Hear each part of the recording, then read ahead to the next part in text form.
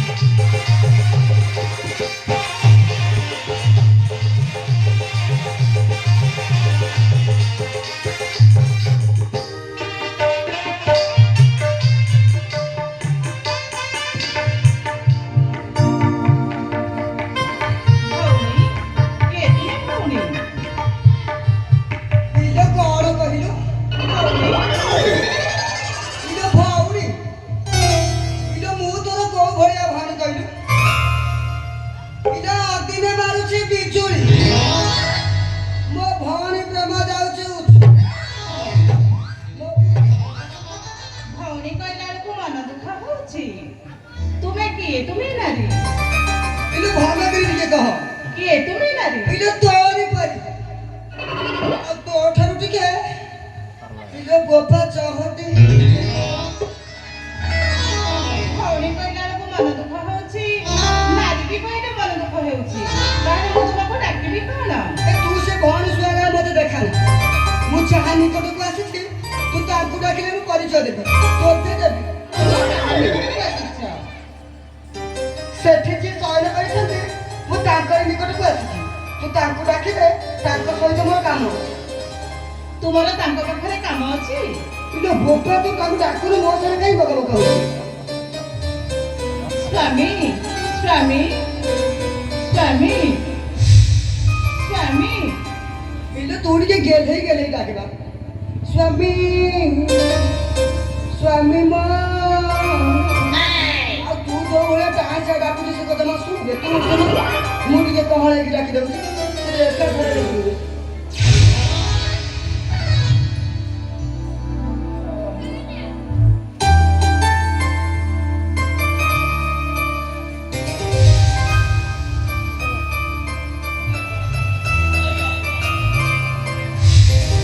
ଆରେ କଣ ହେଇଛି? ସ୍ୱାମୀ ମୁଁ ତୁମକୁ ଗୋଟେ ସୁନ୍ଦର ଜିନିଷଟିଏ ଦେଖାଇବି। କଣ କହିଲେ ଜାନକୀ? ମୁଁ ତୁମକୁ ଗୋଟେ ସୁନ୍ଦର ଜିନିଷଟିଏ ଦେଖାଇବି। ତୁମେ ମତେ ଏକ ସୁନ୍ଦର ଜିନିଷ ଦେଖାଇବ। ହଁ ସ୍ୱାମୀ। ଆଚ୍ଛା ଜାନକୀ, ସଦାଦିନ ଅରଣ୍ୟ ମଧ୍ୟରେ ମୁଁ ତ ତୁମକୁ ସୁନ୍ଦର ଜିନିଷ ଦେଖାଉଛି, ହେଲେ ତୁମେ ମତେ କେଉଁ ସୁନ୍ଦର ଜିନିଷ ଦେଖାଇବ ଜାନକୀ? କିନ୍ତୁ ମୁଁ ଆପଣଙ୍କୁ ଆଜି ଗୋଟେ ସୁନ୍ଦର ଜିନିଷଟିଏ ଦେଖାଇବି। ଆଚ୍ଛା, ସେଇ କଣ ତୁମଠାରୁ ସୁନ୍ଦର? ହଁ ସ୍ୱାମୀ, ମୋ ଠାରୁ ଅଧିକ ସୁନ୍ଦର। କଣ ହେଲା? ତୁମଠାରୁ ସୁନ୍ଦର? ତୁମଠାରୁ ସୁନ୍ଦର ଅରଣ୍ୟ ମଧ୍ୟରେ କଣ ଅଛି?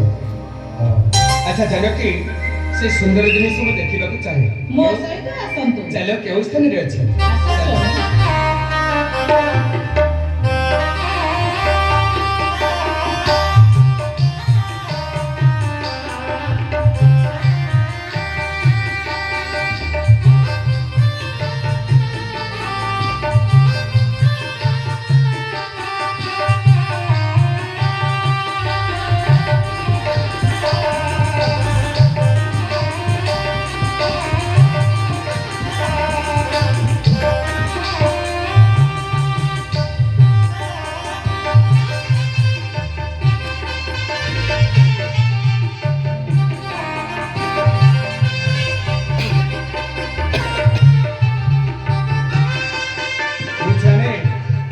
ଜାନକୀ, ଅରଣ୍ୟ ମଧ୍ୟରେ ହିଂସ ଜନ୍ତୁଙ୍କ ଶବ୍ଦରେ ତୁମକୁ ଭୟ ଲାଗିଛି ତ?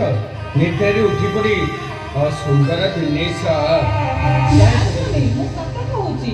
ମୁଁ ଏଇ ସ୍ଥାନରେ ସୁନ୍ଦର ଜିନିଷ ଆଚ୍ଛା ଜାନକୀ, ସ୍ୱାମୀ ତୁମରି କଥା ହେଲା। ତୁମେ ସତ କହୁଛ ସୁନ୍ଦର ଜିନିଷ ଦେଖିଛ। ମୁଁ ଭାବୁଛି ମୁଁ ବୋଧେ ମିଥ୍ୟା କଥା କହୁଛି। ଆଉ କଣ? ନା ସ୍ୱାମୀ। ନା ତ କାହିଁ ସୁନ୍ଦର?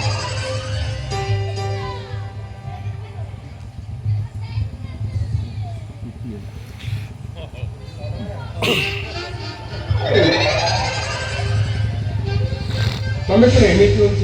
ସ୍ୱାମୀ, ମୁଁ ସୁନ୍ଦର ଜିନିଷଟିଏ ଦେଖି ସାରିଛି। ଦେଖି ସାରିଛ? ହଁ ସ୍ୱାମୀ, କାହିଁ? ମୋ ହସ୍ତକୁ ଅନେଇଲ।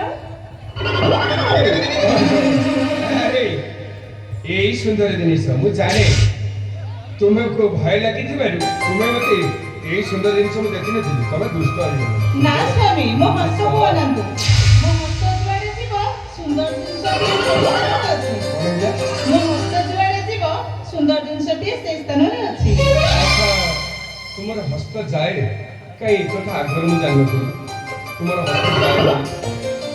ଛାଡ଼ନ୍ତୁ ନା, ମୋ ହସ୍ତକୁ ଅନାନ୍ତୁ। ହଁ। ମୋ ହସ୍ତ ଯୁଆଡ଼କୁ ଯିବ ସୁନ୍ଦର ଜିନିଷଟିଏ ସେଇ କଣ ସ୍ଥାନରେ ଯାଏ? ଦିଗକୁ ଯିବ। ଆଉ ସେ କଥା କହୁନି, ଆଉ କହୁଛି ମୋ ହସ୍ତ ଯାଏ। ଆଚ୍ଛା, କାହିଁକି? ଦେଖନ୍ତୁ ସ୍ୱାମୀ, ହଁ।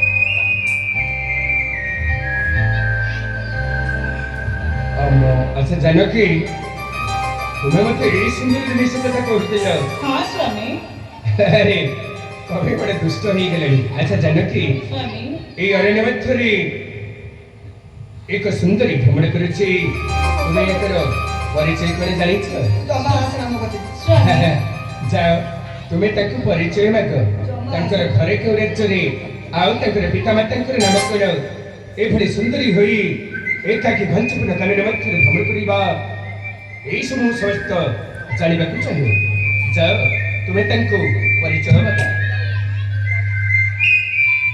ଭଉଣୀ ଭଉଣୀ ତୁମ ଘର କେଉଁ ସ୍ଥାନରେ ଏକାକି ଏଇ ଅରଣ୍ୟ ମଧ୍ୟରେ ବୁଲୁଛ ତୁମକୁ ଭୟ ଲାଗୁନାହିଁ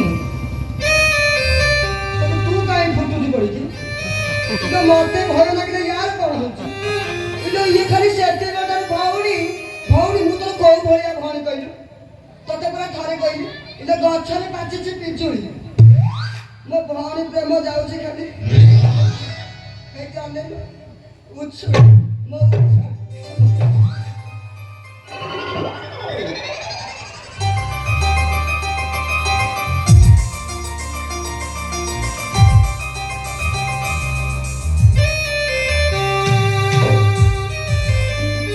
আরে ঘরে মিলে জানকী ସ୍ୱାମୀ হ্যাঁ ମୁଁ ଭଉଣୀ ଜଣକୁ ତାଙ୍କ ପରିଚୟ ମାଗିଲା ବେଳୁ ସେ ମୋତେ ଦେଇନାହାନ୍ତି କହୁଛନ୍ତି ତୁମକୁ ଦେବେ ବୋଲି আচ্ছা তুমি কଣ କହିବାକୁ ଚାହୁଁଛ ତୁମେ ଟିକେ ତାଙ୍କ ପରିଚୟ ମାଗ କଣ ହେଲା ମୁଁ ତାଙ୍କୁ ପରିଚୟ ମାଗିବି ହଁ ସ୍ୱାମୀ ମୁଁ ତାଙ୍କୁ ପରିଚୟ ମାଗିଲେ ତମେ ମତେ ଖରାପ ଭାବିବ ମୁଁ କାହିଁ ମାଗିବି ନା ସ୍ୱାମୀ ମୁଁ ଖରାପ ଭାବିବି ନାହିଁ ଆପଣ ମାଗନ୍ତୁ ମୁଁ ଜାଣିଛି ତମେ ଏବେ କହୁଛ ମୋ କଥା ସେତିକି ଥାଉ ମୁଁ ଆଉ ସମ୍ଭାଳି ପାରିବିନି ତମେ ଏବେ କହୁଛ ମତେ ପଛରେ ଖରାପ ଭାବ ମୁଁ ନା ଜାଣିଛି ସ୍ୱାମୀ ମୁଁ ସତ କହୁଛି ମୁଁ ଖରାପ ଭାବିବି ନାହିଁ ଭାବିବନି ନା ସ୍ୱାମୀ ସତ ସତ କହୁଛି ସତ ଆଚ୍ଛା